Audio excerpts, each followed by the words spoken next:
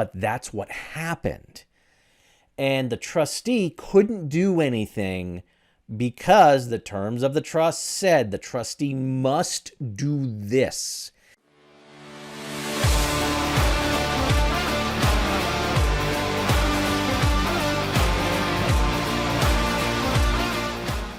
Hi, Jeff Marsocci, the Plain English Attorney, and today we're going to talk about beneficiary restrictions and what are all of these different terms. And look, the default is, in most states, look, you're a legal adult at 18.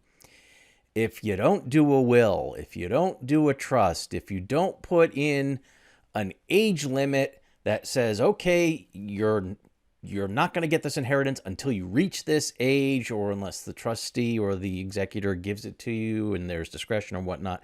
There's got to be some kind of age limit. And if you do nothing, that might be 18. All right, what happens if an 18-year-old gets a whole bunch of money? Do you really think this is something that's going to end up working out in their best interests? Probably not. Now, this is a story going back, it's got to be more than 10 years, maybe as many as 15 years. There was a financial advisor. He had come to me and asked, look, is there anything that can be done? And he basically said, Jeff, I'm trying to get these clients to come to you because they need to set up a trust. They need to do this the right way. They need to plan. And it's like, oh, no big deal. They had one daughter. Well, we'll get around to it. We're still young. No problem. We'll get around to it. Car accident kills both of them.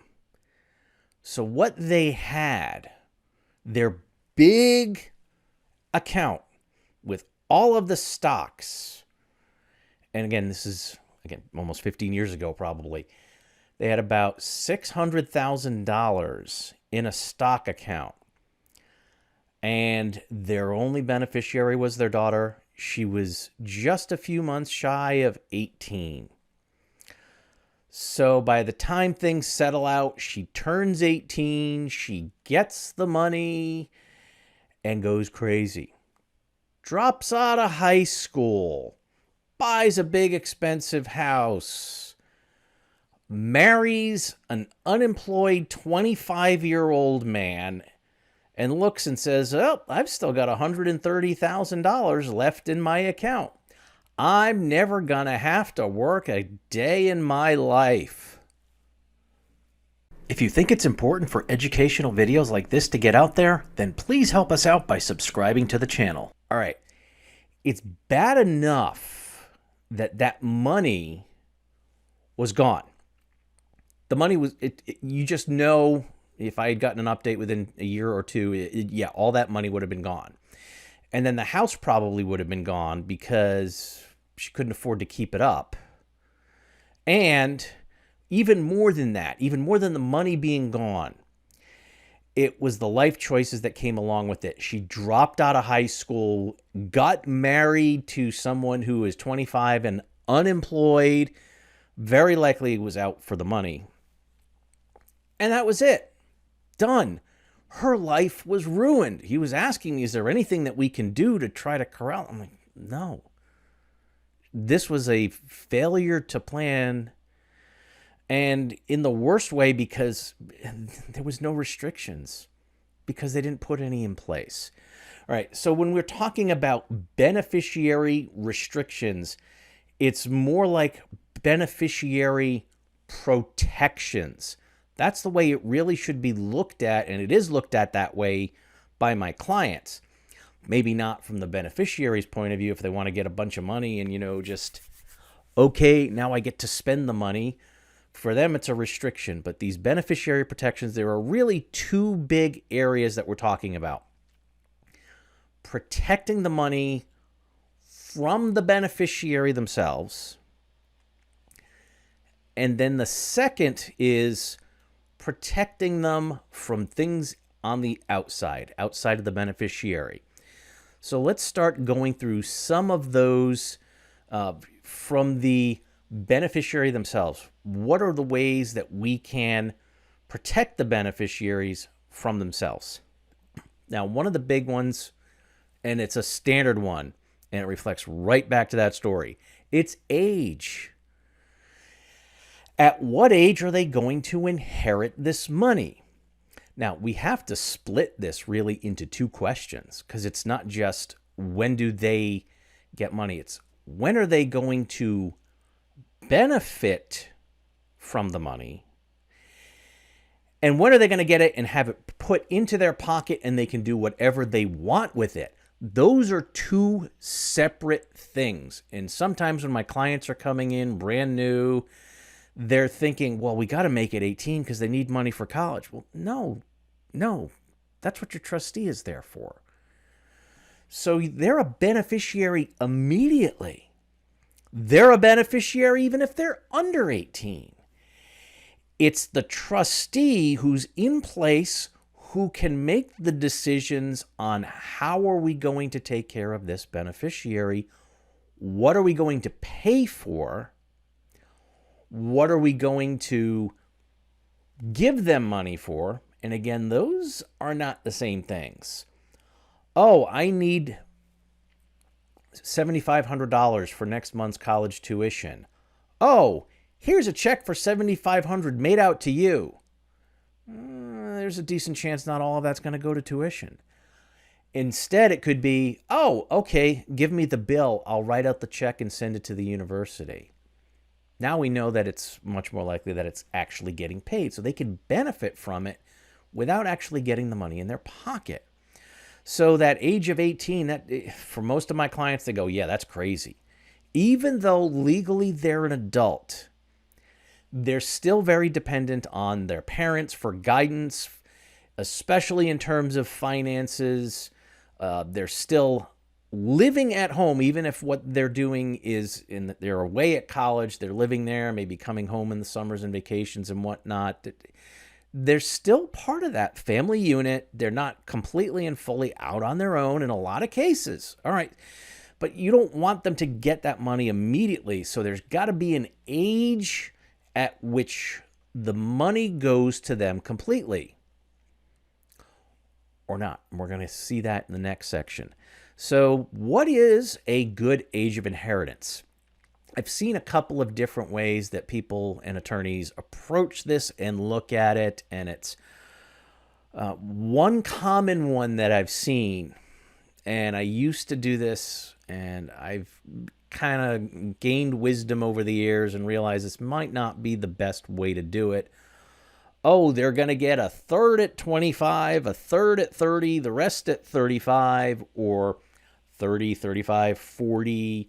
Yeah, let's break it out.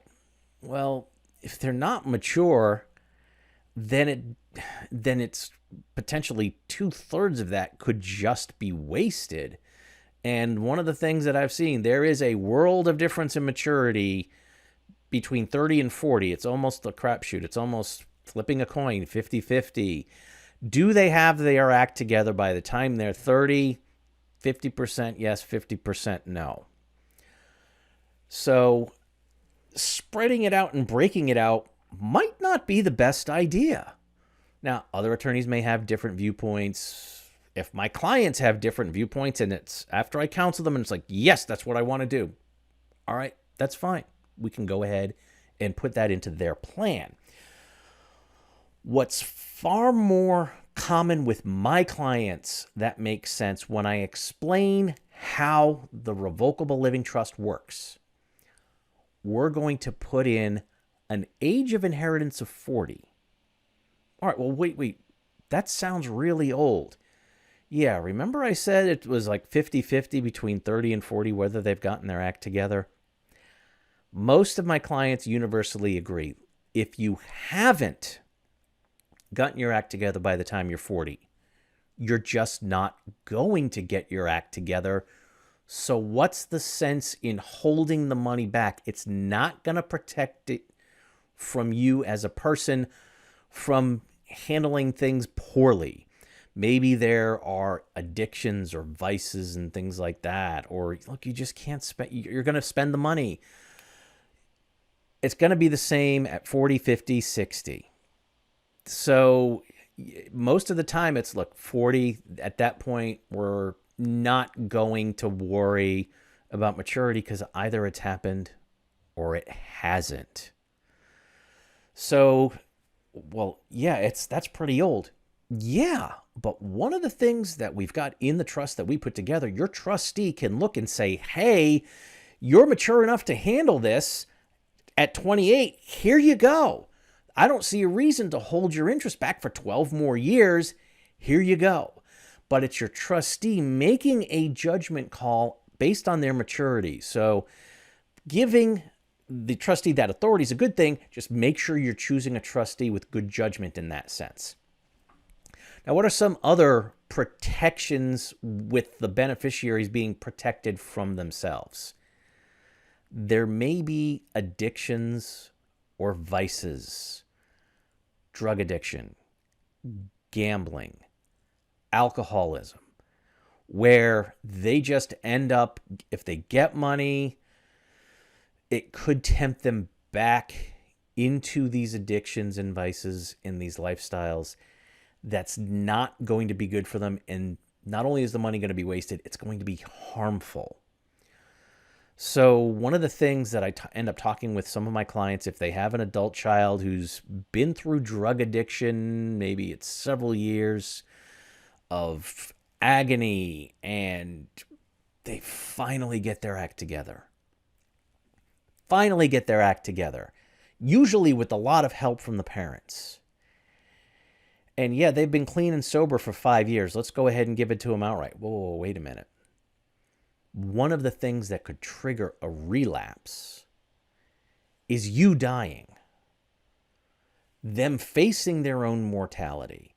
You, the person who helped them get through this, are now gone, and they've just been handed a pile of money.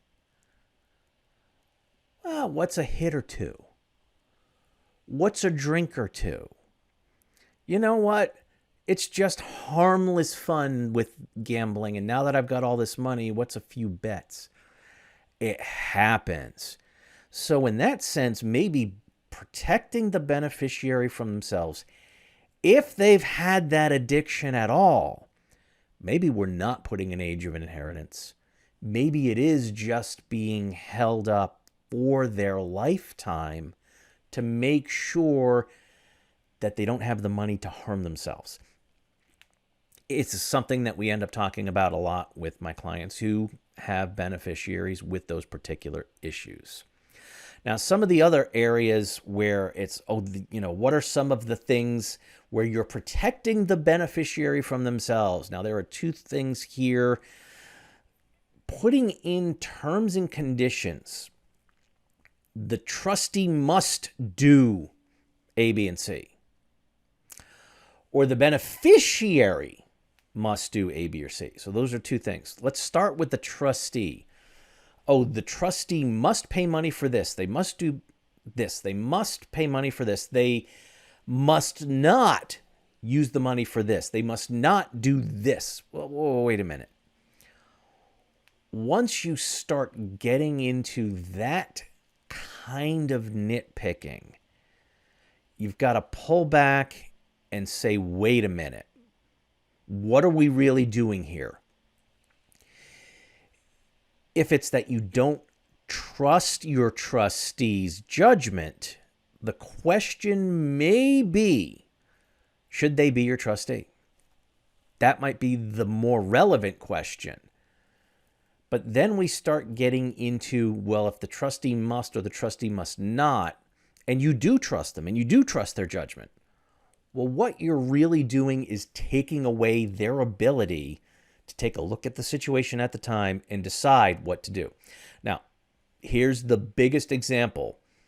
I've got a lot of clients. Yes, education and training is a must. The trustee must pay money for education.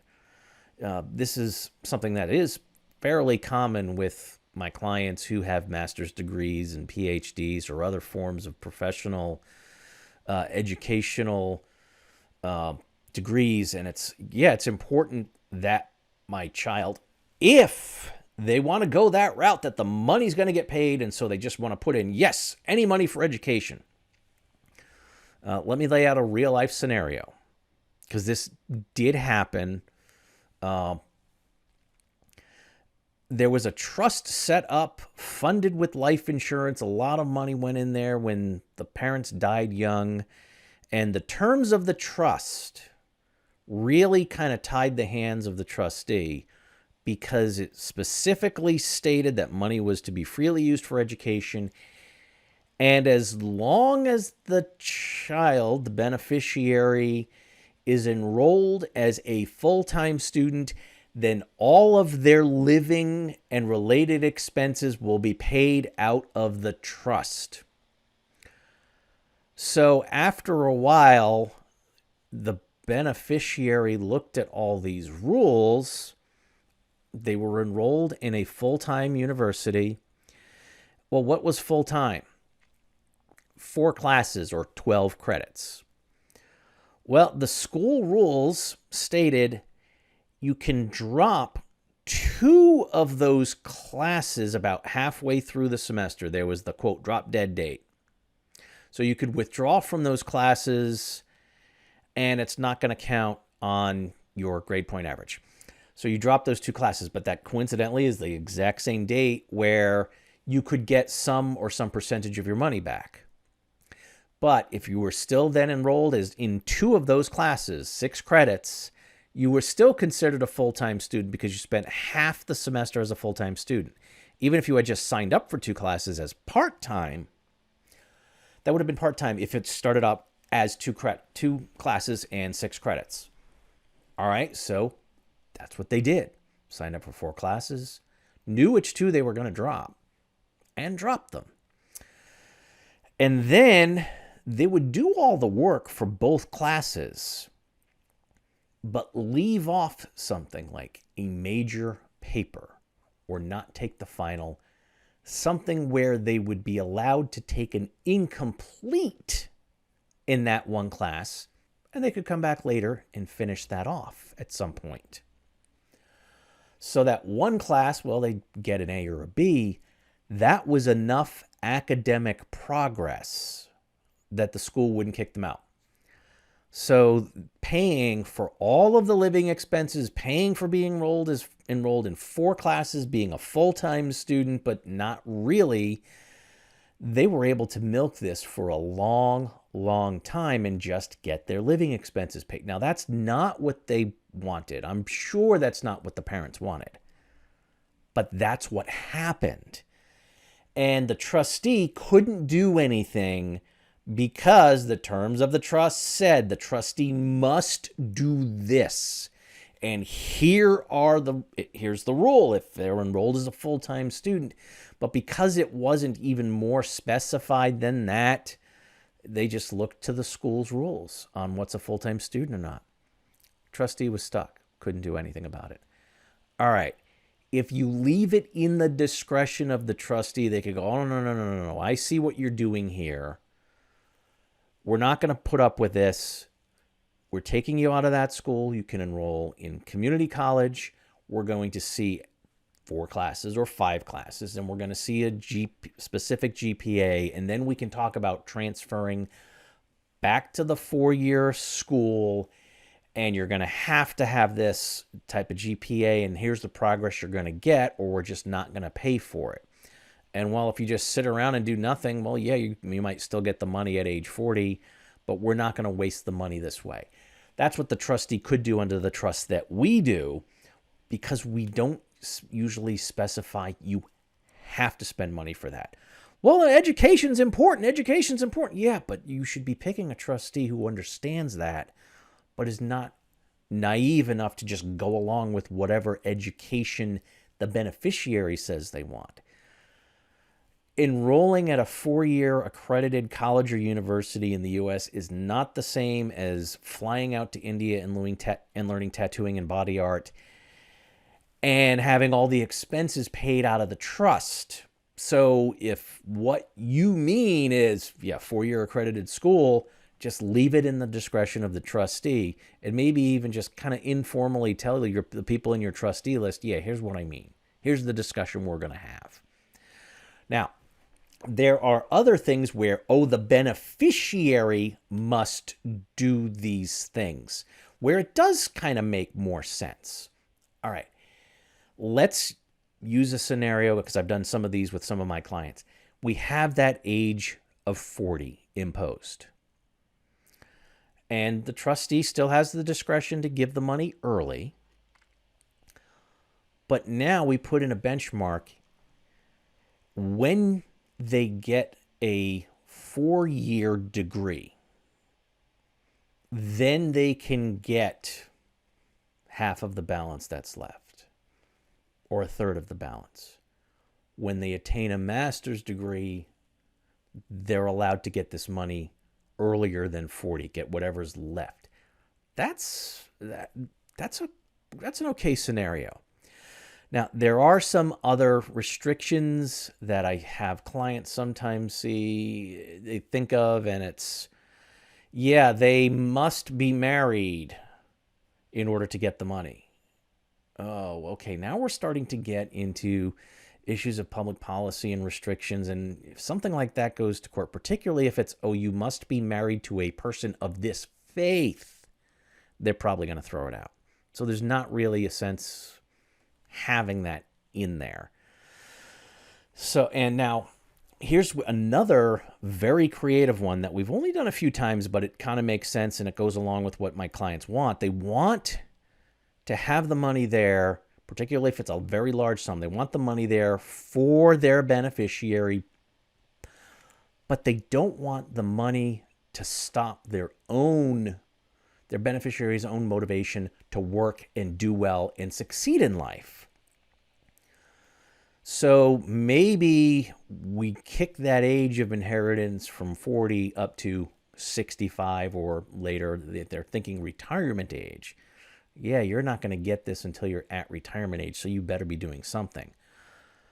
But the trustee's allowed to give you money for emergency expenses and things like that. But they will match whatever your income is, either at a certain percentage or 100% of whatever your income is. They will match it. So if you end up unemployed, maybe they'll pay your rent for a few months, but they don't have to. But they're not going to be matching that income. So basically, whatever job you're at, you're going to be making twice as much because the trust will be adding to it. And then you hit 65. All right, here's retirement for you that's grown within the trust. So that's one other way that my clients have the beneficiary must do this. Now, let's talk about some of these outside threats and protections that my clients are looking at for their beneficiaries. Now, by far, the biggest threat comes from a failed marriage and a divorce. And, you talk to just about any attorney and they'll tell you, oh, inheritances, they're exempt from being put on the table for divorce. Yeah, unless you do something stupid. But the problem is most people do something stupid. If you receive an inheritance and you keep it separate, in most states and jurisdictions, that's not on the chopping block during a divorce. But here's the stupid thing that happens a lot of times. Parents pass on, child gets the money, spouse starts whispering in their ear, oh, honey, now we can get that dream house we always wanted. We've got this money. And they go, oh, well, yeah, okay, that makes sense. Now we can afford it. They talk to a realtor. They start looking around. The realtor says, okay, do we need to get some mortgages or finances? Oh, no, we're paying cash. Oh, okay. So they send the instructions to the real estate attorney. Here's this married couple I'm working with. They're going to be purchasing this house. We need to get the paperwork going. Oh, okay, well, they're married, so it's tenancy by the entirety, and which is basically joint with a right of survivorship. So it's going to be titled in both their names, and they pay for the house. They move into the dream house. Everything's great. And then the spouse steps out on the marriage, taking up with the personal trainer, running around. It's heading for divorce. And then the spouse goes, yeah, I want half the house. But all that money came from the inheritance that I got from my parents. You can't have that. Oh, well, I talked with the divorce attorney and you commingled it. I want half. And they're right. That's very likely what the outcome is going to be, is they're going to get half the house, which means half the money that got inherited that went to that house. No, that's not right. That's not fair. But people do that all the time. So if you ask an attorney, oh, our inheritance is on the table for a divorce, well, legally the answer is no. But most of the time, there's this commingling that happens that puts it on the table.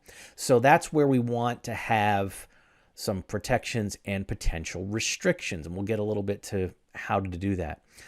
Another one is creditors in bankruptcy.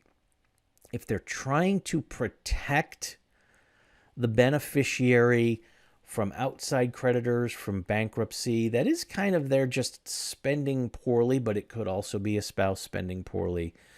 We can put up this bright dividing line and stop the money, at least what you're leaving for them, from being subject to bankruptcy and creditors. And the other one is lawsuits. If there are lawsuits out there that can reach into and grab a hold of the assets of your beneficiary, of your child, then it doesn't matter whether the money was inherited or not. It is on the chopping block for that. So what are some of the things that we can do to protect that? Well, if it's a revocable living trust, you can simply put that it's held throughout the beneficiary's lifetime, it's protected, and then it goes to the next generation. And there are some tax things that we have to put in there, but that could be a whole other video. So now it's in the trust. So, well, what if the spouse is whispering in their ear and, oh, you must do, we can get that dream house. What can we do? Well, the trust can buy it. Now, more commonly than that, and we have a whole webinar on this about what we call in-law protection planning. And there's going to be, there's a link to the free webinar that we have below. This is where we would set up an asset management trust. So instead of the money staying in the trust, if you've got 3 kids, they'll each kind of have their asset management trust. Their share drops into that asset management trust. And now when the spouse is whispering in their ear, we need to buy this dream house, and they go, oh, that's a good idea, the trustee of the asset management trust can buy the house, have it titled in the name of the asset management trust, so that if the spouse takes up with the personal trainer, they're running around, and then they go, well, I want half the house, and we're going to get divorced, I want half. You bet your child gets to say, well, I don't own the house. The trust does. And by the way, I was talking with the trustee, and here's the eviction notice. So you've got X number of days, whatever the minimum is under state law. You've got X number of days to get your stuff and get out. You're being evicted. And they're not going to get to the house because it's not owned by any of the parties that are in the divorce. It's just not. So it's kept protected and separate. And we can have it go where, all right, it has to go down to the next generation, meaning the grandkids of my clients, or the kids of that beneficiary, or if there aren't, it can go to the other asset management trust for the other kids. So it's a way to keep it across not just your kid's lifetime, but getting it down to the grandkids. And we could put an age limit of 40. Now, there are other ways to have it continue going on, but then we really start getting a lot more complicated, and that might be a subject in itself for a whole other video or even a series of them. So there's a way to protect it against all those things: divorce, bankruptcy, creditors, lawsuits, and disability. If there's disability or Medicaid is needed for health insurance or long-term care, none of those assets would count if it's done through these asset management trusts. All right, so what are really the 2 most common scenarios that I see? It's either we're going to have the age restriction of 40 and give the trustee complete discretion on potentially giving that money early, or paying for things up until age 40. Making sure they're looking out for the beneficiary through the trust. And at age 40, they have to turn it over if they're not turning it over earlier. That's the most common. Second most common is the asset management trust scenario where it's, all right, no, I want it kind of solidly protecting my beneficiary. It's the kids. And I want the protection from that son-in-law, daughter-in-law of mine that I don't trust. It has to stay within the family and go to the grandkids, and we want all these protections from lawsuits and the other stuff to go along with it. All right, that makes a lot of sense with the asset management trust. So those are the two scenarios: age, or they don't get it at a certain age. It's protected for life. So those are that's the big discussion around beneficiary restrictions / protections, depending on your point of view. Now, are there any other creative things that you can think of? Please go ahead and put them into the comments. Let's actually see if we can get a discussion going on this. So if you want some good reading material, there's my book, Estate Planning Basics, and you can find that at estateplanningBasicsBook.com. And as I always tell my clients, please stay safe, plan ahead, and enjoy life. And whatever you do, make it a great day.